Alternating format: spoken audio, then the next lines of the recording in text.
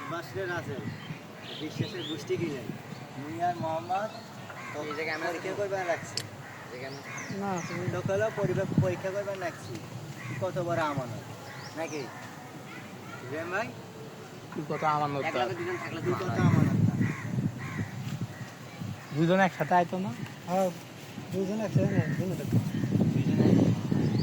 দুজন একসাথে আইলে ভালো হয় আচ্ছা আসুন একসাথে দুজন পরীক্ষা করবে না দুজন কোনো ডায়লগ পাবো না আর ডায়লগ না থাকো সাথে থাকলো না না ও বাইরেই থাকবো